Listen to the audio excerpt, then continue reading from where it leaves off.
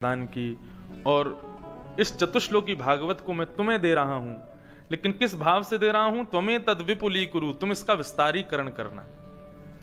बंधुओं, गुरुजनों से प्राप्त जो ज्ञान है, गुरुजनों से प्राप्त जो विशेष अधिकार हैं आपको, उनका सदैव विस्तार करना चाहिए। हमें यदि कोई ज्ञान कथा से प्राप्त हुआ, किसी गुरुजन से प्राप्त हुआ, तो हमें चाहिए कि उस ज्ञान को यत्र तत्र सर्वत्र जहां तक हमारी पहुंच हो, हम उसको पहुंचाएं, केवल स्वयं तक सीमित ना रखें। शिष्य धर्म का एक लक्षण है कि गुरु के द्वारा प्राप्त ज्ञान का विस्तार करे, तभी उसका शिष्य धर्म श्रेष्ठ माना जाएगा।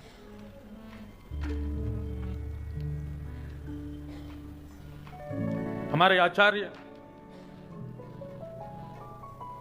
श्री रामानुजाचार्य गुरुदेव,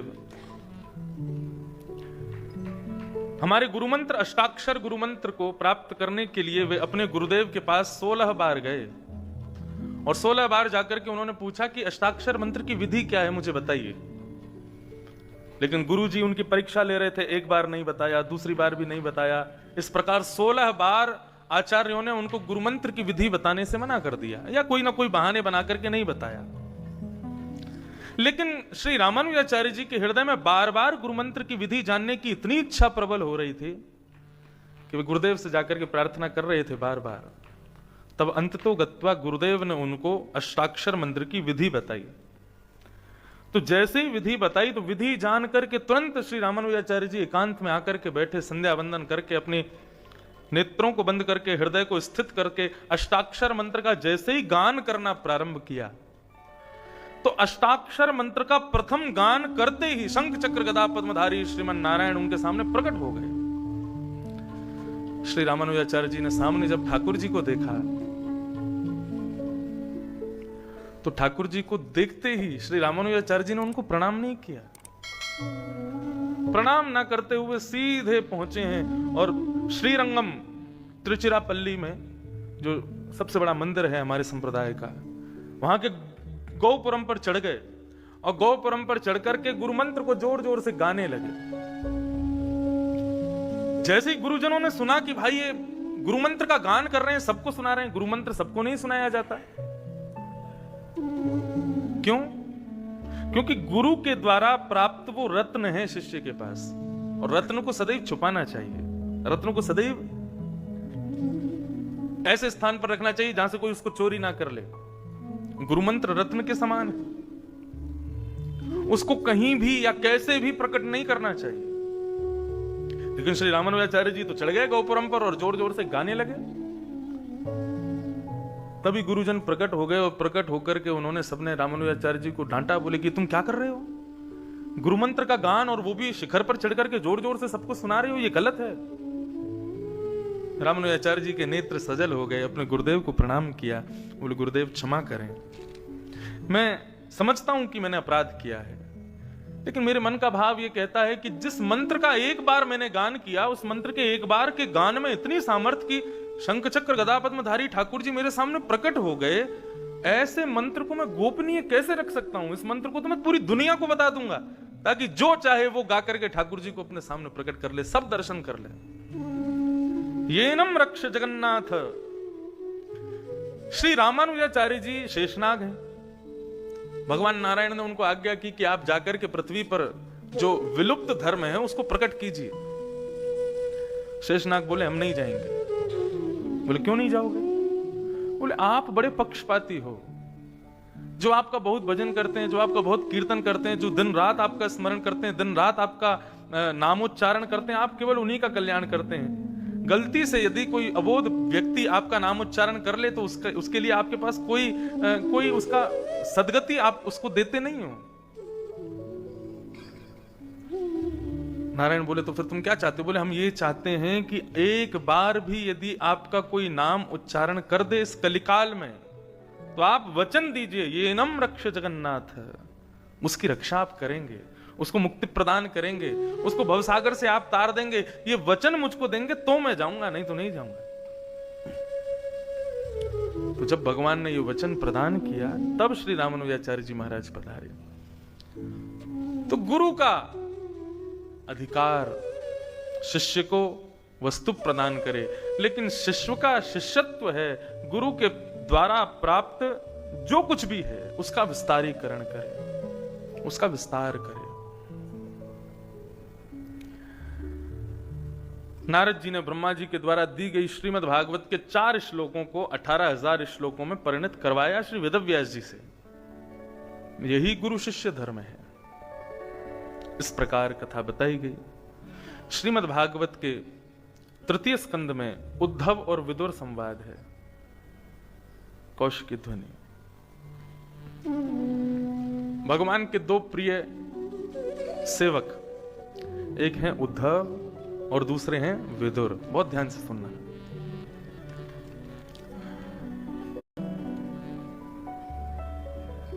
भगवान शांति दूत बनके कौरवों के यहां आए और इस बात को कहने के लिए आए कि भाई युद्ध में सार नहीं है। कितनी माताएं विधवा हो जाएंगी, कितने बच्चे अनाथ हो जाएंगे। अरे दुर्योधन सोचो, ये युद्ध मत करो। लेकिन दुर्योधन ने भगवान की एक ना सुनी। दुर्योधन ने स्पष्ट कह दिया, सुचग्रैव न दास्यामि बिना युद्धेन केशव। मैं सुई के नोक के बराबर भी जमीन पांडवों को बिना युद्ध के नहीं दूंगा, युद्ध के बिना नहीं दूंगा। युद्ध करके ले जाएं चाहें तो भगवान दुखी हुए और फिर दुर्योधन के द्वारा प्रस्तुत की गई सामग्रियों को छोड़ करके विदुर जी के यहां प्रसाद पाने पहुंच गए। विदुर जी को जब यह बात पता चली कि दुर्योधन ने भगवान के द्वारा दिए गए प्रस्ताव को मना कर दिया, तो विदुर जी बोले कि जहां भगवान का सम्मान नहीं वहां हम कैसे रह सकते हैं। विदुर जी कौरवों के पास गए और धृतराष्ट्र के सामने जाकर के कह दिया कि तुम्हारा बेटा जो दुर्योधन है ना, ये आस्तीन का सांप है। यदि आपने इसको अभी यहां से नहीं निकाला, अपने कुल से दूर नहीं किया, तो बहुत बड़ा घाटा होगा कौरवों को। किसी ने जाकर के यह बात दुर्योधन को बता दी। दुर्योधन ताम्रवर्ण हो गया, आग बबूला होकर के आया और आकर के विदुर जी को सुनाने लगा, अरे दासी पुत्र, हमारे यहां का अन्न खाते हो, हमारे नमक पर रहते हो और मेरे बारे में ही उल्टा सीधा बोलते हो। निकल जाओ यहां से बाहर। विदुर जी महाराज बोले, तुम निकालोगे तो मैं जाऊं, ये नहीं है। मैं स्वयं जाने के लिए ही आया हूं, मुझे रहना नहीं है वहां पर। तजो मन हरि विमुखन को संग। देखिए एक बात मेरी सुनिएगा, मैं अपनी कथाओं में कहा करता हूं, सत्संग क्या है? केवल कथा सुनना, केवल प्रवचन सुनना, केवल सदग्रंथों को पठन पाठन करना, यही सब सत्संग नहीं है। आजकल के कई लोगों की सत्संग में इतनी रुचि नहीं होती। मत करो रुचि, बिल्कुल मत आओ। कथा भागवत आदियों में ज्यादा बैठने की जरूरत नहीं, मत आओ, इतना समय नहीं है, बिल्कुल मत आओ। परंतु एक बात हमारी समझो, आप कथा में नहीं आ सकते, आप सत्संग नहीं कर सकते, वो बात एक अलग है, आपकी खुद की चॉइस है। लेकिन एक चीज हमारी माने कि दुर्जन व्यक्ति का संग त्याग दें, क्योंकि दुर्जन व्यक्ति का संग त्यागना भी सत्संग है। किसी दूषित व्यक्ति का संग ना करना भी एक प्रकार से सत्संग है। तजोरे मन हरि विमुखन को संग, संग सुधारो। विदुर जी महाराज ने अपने धनुष बाण आदि जो भी उनके पास आयुध थे सब धृतराष्ट्र के पास छोड़ दिए। बोले आयुध क्यों छोड़ के जा रहे हो? बोले कहीं तुम ये ना सोच लो कि मैं पांडवों में जाकर के मिल जाऊंगा, मैं आयुध भी छोड़ करके जा रहा हूं। नहीं रहना आपके पास, और आपका अन्न खाया है ना, इसलिए मैं द्रोह भी नहीं करूंगा पांडवों से मिलकर के, मैं जा रहा हूं तीर्थ यात्रा पर। तो महाभारत युद्ध में विदुर जी नहीं थे, विदुर जी तीर्थ यात्रा पर थे। बलराम जी नहीं थे, बलराम जी भी तीर्थ यात्रा पर थे। विदुर जी महाराज सब जगह भ्रमण करते करते करते करते पहुंचे श्रीधाम वृंदावन। अपनी पत्नी विदुरानी के साथ वृंदावन में भ्रमण कर रहे थे, ठाकुर जी की लीला स्थलियों का दर्शन कर रहे थे। तभी यमुना किनारे विदुर जी को दिखाया कि मुझे ऐसा क्यों लग रहा है, मैं इस व्यक्ति को पहचानता हूं। यमुना किनारे जाकर के देखा तो वो उद्धव जी थे, भगवान के सेनापति, मंत्री, महामंत्री। उद्धव जी को जैसे ही देखा तो विदुर जी महाराज ने प्रणाम किया। जय हो उद्धव जी, आप तो द्वारिकाधीश के महामंत्री हो ना, आप वृंदावन धाम में क्या कर रहे हो? और हमारे द्वारिकाधीश कैसे हैं, द्वारिका में सब लोग कैसे हैं? हमारी तीर्थ यात्रा चल रही है, मैं और मेरी गृहिणी दोनों तीर्थ यात्रा पर हैं। हम लोग अब भ्रमण करते करते अब द्वारिका पहुंचेंगे, बाद में तब दर्शन करेंगे ठाकुर जी का। लेकिन आज आप मिल गए हो तो जरा कुशलता बताइए ना, ठाकुर जी कैसे हैं? ठाकुर जी का नाम सुनते ही विदुर उद्धव जी महाराज के नेत्र सजल हो गए। तुरंत उन्होंने अपने अपने पीतांबरी में से भगवान की पादुकाओं को बाहर दिखाया और कहा, विदुर, भगवान अपनी लीला पूरी करके चले गए। कृष्ण रूपी सूर्य अस्ताचल को चला गया। हम सब भक्त अब अकेले रह गए हैं। ठाकुर जी की स्मृति हमारे पास है बस। ठाकुर जी तो अपनी लीला पूरी करके चले गए। जैसे ही सुना कि ठाकुर जी लीला पूरी करके चले गए, श्री विदुर जी महाराज बहुत रोए, रुदन करने लगे। इतना विरह उनको हुआ, इतना विरह हुआ कि यमुना में कूद करके अपने प्राण त्यागने लगे। तब श्री उद्धव जी ने उनको रोका। बोले, विदुर, तुमको रोने की जरूरत नहीं है, मैं तुमको कुछ बताना चाहता हूं जिसको सुनकर के तुम्हारा मन बहुत प्रसन्न हो जाएगा। विदुर जी बोले, क्या? बोले, भगवान जब अपनी लीला पूरी कर रहे थे तो उस समय उन्होंने भागवत धर्म का प्रवचन किया। श्रीमद् भागवत के विश्राम वाले दिन भागवत धर्म हम सुनाएंगे। और 22 से 28 जून भागवत की कथा है श्रीधाम बद्रीनाथ में। और वहां बद्रीनाथ की कथा में 7 दिन केवल एक ही विषय पर चर्चा चलेगी। भगवान ने स्वधाम गमन से पूर्व जो उद्धव को ज्ञानोपदेश किया भागवत धर्म का, जिस भागवत धर्म को सुनकर के श्री उद्धव जी महाराज बद्रीनाथ चले गए थे, वही भागवत धर्म की 7 दिन चर्चा होगी वहां 22 से 28 जून। 2 साल से तो बद्रीनाथ जाने का अवसर मिला नहीं, लेकिन इस साल तो हमने ठान ली है कि अगर उस समय कुछ ऐसा हुआ कि भाई कोविड है, नहीं जाने दे रहे आदि, तो भी मैं जबरदस्ती पहुंच ही जाऊंगा। इस बार तो जाना ही है बद्रीनाथ। और यदि सब ठीक रहा तो आप सब लोग भी साथ में चलिएगा। बहुत सुंदर है भागवत धर्म। भागवत धर्म में 2 तो गीत ही हैं, ऐल गीत और भिक्षुक गीत। और इतना सुंदर वर्णन भगवान ने वहां पर किया है श्री उद्धव जी महाराज को। लिए हमको बनाया है। ब्रह्मा जी क्रोधित हो गए, इतने वर्ष हो गए बनाते बनाते, पहले कर्म करने वाले हो रहे थे, अब ये भजन करने वाले हो रहे हैं, कर्म कौन करेगा? क्रोध में भर करके ब्रह्मा जी का ललाट नीला पड़ गया और उस ललाट का भेदन करके भगवान रुद्र प्रकट हो गए, शिव प्रकट हो गए। शिव प्रकट होते ही रुदन करने लगे। ब्रह्मा जी बोले, बेटा रो मत, रो मत, रो मत, क्रोध मत करो। अच्छा बेटा, मैंने तुमको क्यों बनाया बताओ? शंकर जी बोले, भगवान का भजन करने के लिए बनाया। बोले, चुप, भजन भजन भजन, सब भजन ही करोगे, कर्म कौन करेगा? चलो, कोई भजन नहीं करना है, मेरी सृष्टि करो, जा करके पृथ्वी पर जाओ और मानव बनाओ, अपने पिता का हाथ बटाओ। शंकर जी बोले, अब क्या करें, पिताजी की आज्ञा हो गई, आज्ञा माननी पड़ेगी, क्योंकि आज्ञा ना मानने से बालक चांडाल माना जाता है। उत्तमम चिंतितम कुर्यात् प्रोतत्कारितु मध्यम अधमो अश्रद्धया कुर्यात् अकर्तो चरितम पितु। उत्तमः चिंतितम कुर्यात्। 4 प्रकार की संतान होती हैं, उत्तम, मध्यम, अधम और चांडाल। उत्तम संतान किसको कहते हैं? चिंतितम कुर्यात्। अपने माता पिता की मुख की आकृति को देख करके जो समझ जाए कि माता पिता क्या चाहते हैं और उस काम को कर दे, वो है उत्तम बालक। मध्यम कौन है? मध्यम बालक उसको माना गया जिसको माता पिता आज्ञा करें, बेटा ऐसा करो, तो पिता माता को आज्ञा करने के बाद जो क्रिया को करे, वो मध्यम बालक। मतलब उनके मुख को देख के जो समझे ना, आज्ञा का इंतजार करे, वो मध्यम बालक। और अधम, माता पिता की आज्ञा तो हो रही है और पड़ा हुआ है बिस्तर पर, माता पिता बोलते जा रहे बेटा ऐसा कर दे, बेटा वैसा कर दे, बेटा ये कर ला वो कर ला, लेकिन वो तो पड़े पड़े और सुना रहा है। बोले उससे नहीं बोल सकती हो, उससे नहीं करवाती हो, पूरे दिन मेरे पीछे पड़ी रहती हो, मैं ही दिखता हूं आपको तो 24 घंटे। ऐसे चिल्ला चिल्ला करके माता पिता को 100 सुनावे फिर काम कर दे, लेकिन 100 सुना के करे, इसको कहते हैं अधम बालक। और चांडाल किसको कहते हैं? अकर। तो माता पिता की आज्ञा हो गई लेकिन उसकी हिल के पानी ना पीने वाले बालक, जो हिलते भी नहीं है, माता पिता की आज्ञा की कोई गरिमा महिमा का कोई ध्यान नहीं रखते, ऐसे बालकों को अधम चांडाल माना गया।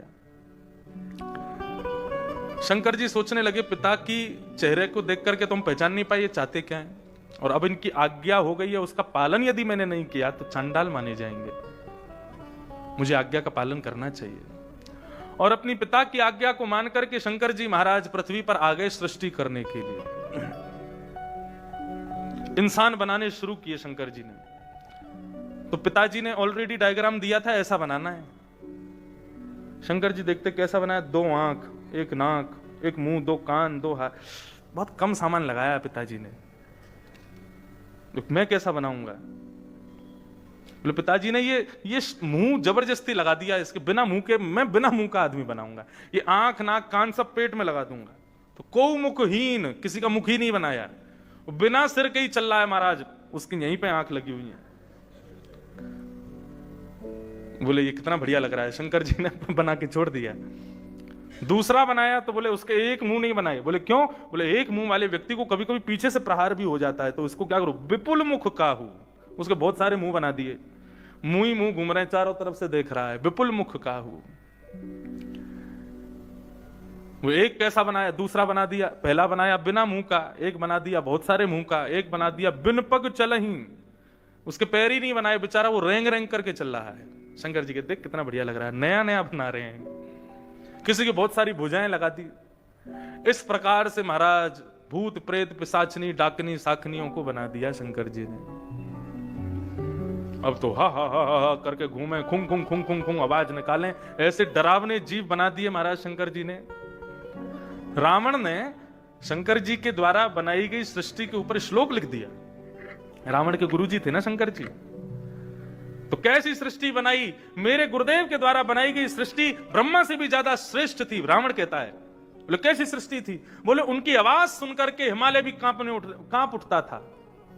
यस्यास्ते ड्राट ड्राट डुट डुट ममलम टम टटम टम टटम टम डमशम डमशम डुडमशम डुहि डुहि चकितम भूपके भूपनालम तैलम तैलम तु तैलम खुकु खुकु खुकु ख्वांग कुख्वांग ख्वांग कुख्वांग ख्वांग ध्यायन्ते विप्रगान्ते वसति च सकलम पातुनो चंद्रचूड़। पानी में नहीं नहाते, तेल में नहाते हैं शंकर जी के बनाए हुए जीव। मुंह खोलते हैं, मुंह में से अग्नि निकलती है महाराज, सारी ब्रह्मा के द्वारा बनाई गई सृष्टि को जला देते हैं वो। शंकर जी बड़े खुश, कितनी बढ़िया सृष्टि लग रही है। पिताजी ने जो बनाए वो एक से लग रहे थे, अब कम से कम अलग अलग तो लग रहे हैं सब। ब्रह्मा जी ऊपर बैठे आराम कर रहे थे, इतने दिन से सृष्टि में लगे हुए थे बेचारे। उनके मन में आया देख के आऊं बेटा कैसा सृष्टि कर रहा है, शंकर जी कैसी सृष्टि कर रहे हैं जरा देखें।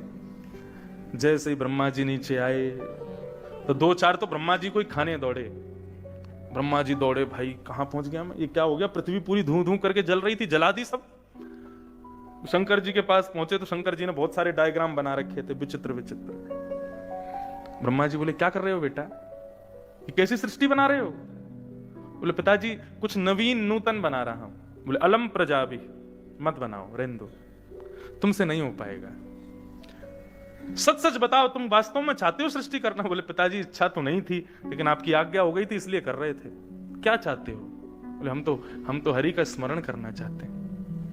चलो ठीक है वही करो, अब तुम जाओ, ये हिमालय जो है ये तुम्हारा क्षेत्र है, कैलाश पर चले जाओ, वहीं जाकर के रहो, वही शिवलोक है, वहीं पर रह के भगवान का भजन करो। और सुनो, ये जितने भी तुमने बनाए हैं ना, इनको अपने संग ले जाओ, वहीं पे वहीं रहो, इनके बीच में आने की जरूरत नहीं है, खूब प्रेम से भजन करो भगवान का। शंकर जी ने ब्रह्मा जी को प्रणाम किया, बोले बहुत बहुत कृपा प्रभु आपकी, मैं चलता हूँ। और अपने बनाई हुई सारी सृष्टि को लेकर के भोलेनाथ कैलाश पर जाकर के निवास करने लगे। नमामि शमीशान निर्वाण रूपम, नमामि शमीशान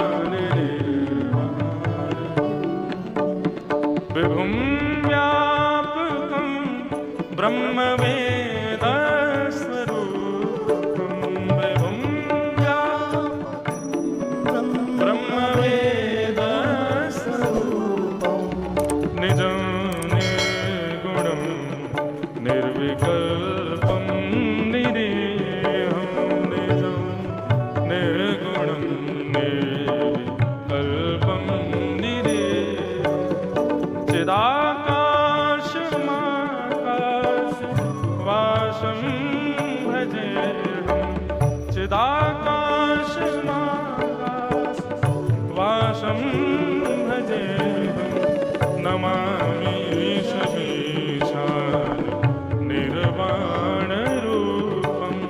नमामि शमीशान निर्वाणरूपम्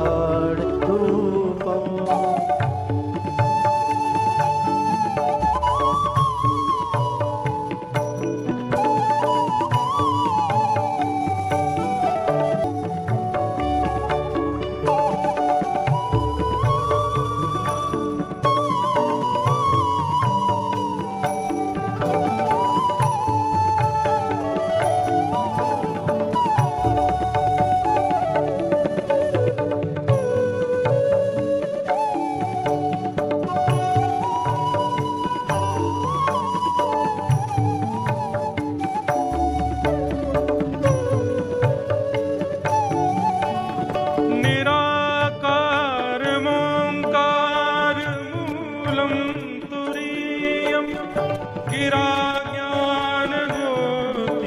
गिराज्ञानगोतीतमीशं गिरीशं करालं महाकाल कालं कृपालं गुणागार संसार पारं नतोऽहं तुषारात्रिशङ्काश गौरं गम्भीरं मनोभूतकोटि प्रभासे शरीरं स्फुरमौलिकल्लोले नीचारुगङ्गा रसभालवालेन्दु कण्ठे भुजङ्गा नमामि शमीशान निर्वाणरूपं विभुं व्यापकं ब्रह्मवेद स्वरूपं नमामि शमीशान निर्वाणरूपं विभुं व्यापकं ब्रह्मवेद स्वरूपं नमामि शमीशान नमामि शमीशान नमामि शमीशान। देवादिदेव महादेव शंकर भगवान की जय श्री गोपेश्वर महादेव की जय। ऐसे महादेव ने सृष्टि की और सृष्टि में अलग ही निर्माण शंकर जी ने किया।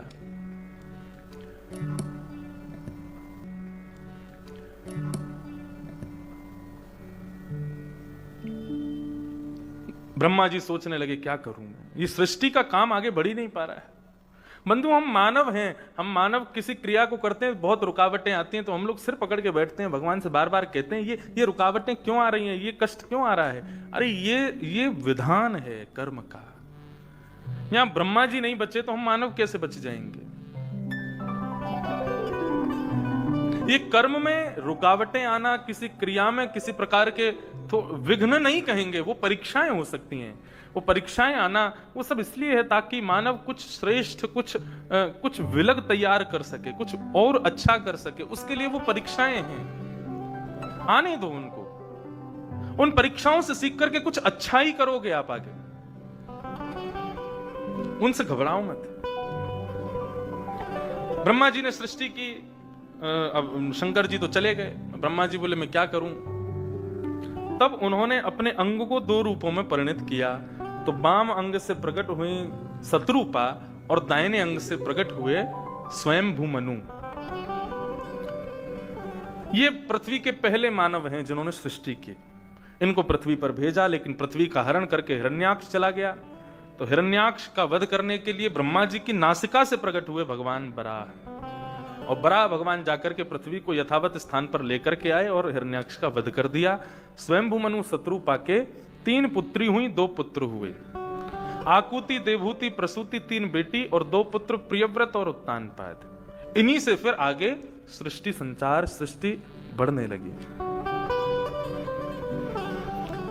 स्वयंभू मनु शत्रुपा की दूसरी बेटी का नाम है देवहूति। इन देवहूति का ब्याह हुआ भगवान ब्रह्मा के छाया से प्रकट हुए एक उनके पुत्र, उनका नाम है कर्दम ऋषि। कर्दम ऋषि ब्रह्मा जी की छाया से उत्पन्न हुए और उत्पन्न होकर के इन्होंने भगवान की 1000 वर्ष तक तपस्या की। और तपस्या के बाद जब भगवान प्रकट हुए तो प्रकट होते ही भगवान ने कहा वरदान मांगो, क्या चाहिए? तो इन्होंने भगवान से मांगा तथा सचाहं परिवोढुकामं समानशीला गृहमेतधेनुम् उपेयिवान्मूलमशेषमूलम् दुराशयकामदुदाङ्घ्रिपश्य। हे प्रभु, आप मुझे वरदान देना चाहते हैं तो एक कृपा करके वरदान दीजिए, गैया जैसी सीधी साधी और मेरे समान मेरे अनुकूल एक कन्या से मेरा ब्याह हो जाए। भगवान बोले वाह, तुमने 1000 वर्ष केवल इसी चीज में गवा दिए कि ऐसी कन्या से मेरा ब्याह हो जाए। कर्दम ऋषि कहने लगे, बोले प्रभु, जीवन साथी अनुकूल होना बहुत जरूरी है। यदि जीवन साथी प्रतिकूल हो तो रही मन धागा प्रेम का मत तोड़ो चटकाए, जोड़े से फिर ना जुड़े, जुड़े गांठ पड़ जाए। ऐसी ये जीवन भी एक धागा है, उसमें यदि जीवन संगी अनुकूल नहीं आता है और जीवन धागा यदि टूट जाए तो फिर कितना भी जोड़ो वो गांठ उसमें पड़ी जाती है और वो गांठ मरते दम तक पीछा नहीं छोड़ती। वो गांठ अंत समय तक कष्ट देती रहती है। इसलिए प्रभु जीवन संगी तो अनुकूल होना चाहिए। लेकिन बंधुओं, भगवान की रजा में राजी रहो। अनुकूल मिल जाए तो बहुत अच्छी बात है और प्रतिकूल मिल जाए बहुत ज्यादा अच्छी बात है। कनाडा में एक बार कथा कर रहा था मैं, तो एक माता जी सोमवार का दिन मंदिर में कथा हो रही थी, शंकर जी को जल चढ़ा के कथा सुन रही थी और कथा सुन के रो में, कथा के बाद जैसे मैं उतर के जाने लगा जहां रुका था तो आ गई। तो बोले एक प्रश्न है महाराज जी। मैंने कहा क्या? मैं इतनी शंकर जी की आराधना करती हूँ, इतना सब कुछ बढ़िया करती हूँ, इतना सब मैं करती हूँ, लेकिन मेरे पति जो हैं वो मेरे अनुकूल क्यों नहीं बन रहे? मैं उनको बार बार प्रयास करती हूं कि ये वैसे बन जाएं जैसा समाज चाहता है, जैसा परिवार चाहता है, जैसा मैं चाहती हूं, लेकिन वो समाज से, परिवार से, मुझसे सबसे अलग हैं। इतने अलग क्यों हैं? मैं इतनी पूजा करती हूं उसके बाद भी। मैंने कहा सबसे पहली बात, भगवान शिव को आप इसलिए नहीं पूजती क्योंकि वो भगवान हैं या शिव हैं, आप इसलिए पूजती हो क्योंकि आपके पति सही हो जाएं। मैंने कहा स्वार्थ से कर रही हो ना शंकर जी की पूजा, स्वार्थ है उसके पीछे। और मैं जिस दिन पति आपका बदल जाएगा उस दिन आओगे फिर मंदिर? नहीं, हम तो आएंगे। मैंने कोई नहीं आता। जिस काम से हम लोग जा रहे हैं वो काम बन जाए तो फिर बार बार क्यों जाएंगे? बच्चा अगर स्कूल कॉलेज जाकर के इंजीनियर बन गया तो फिर दोबारा थोड़ी कॉलेज जाएगा। इंजीनियर बन गया, अब कॉलेज छोड़ दो, अब वो थोड़ी बार बार जाएगा। ऐसे ही मंदिर में जाकर के हमारा कोई काम हो जाता है तो हम मंदिर जाना छोड़ देते हैं। मैंने कहा दूसरी बात, पहली बात तो ये, दूसरी बात क्या है, ठाकुर जी यदि कोई अनुकूलता दे रहे हैं तो वो इसलिए दे रहे हैं शायद आपके द्वारा जल चढ़ाना शंकर जी को प्रिय हो, अच्छा लगता हो। तो शंकर जी मन में सोच रहे हो कि भैया कहीं हमने इसके पति को ठीक कर दिया और कल से इसने आना बंद कर दिया तो मैंने, इसलिए शंकर जी ठीक ही नहीं कर रहे उसको ताकि तुम रोज आती रहो। और मैंने कहा तीसरी बात सुनो, संसार में यदि कोई भी प्रतिकूल अवस्था भगवान प्रदान करते हैं तो वो इसलिए देते हैं ताकि तुम्हारा उनमें मन लगा रहे। मैंने कहा पति अच्छा हो जाएगा तो भगवान को छोड़ उसमें प्रीति ज्यादा हो जाएगी। मैंने कहा आप फिर ठाकुर जी को नहीं भजोगी, ठाकुर जी को नहीं मानोगी, ठाकुर जी के प्रति आपकी प्रीति कम हो जाएगी। अपने पति अच्छा हो जाएगा तो पति से ज्यादा मन लगेगा ना, तो मन उसमें ना लगे, उससे हटा रहे, उससे अलग बना रहे, इसलिए ठाकुर जी उसको ठीक ही नहीं कर रहे हैं। तो बोली मैं क्या समझूं इसका मतलब, मैंने कि वो ठीक होंगे ही नहीं कभी।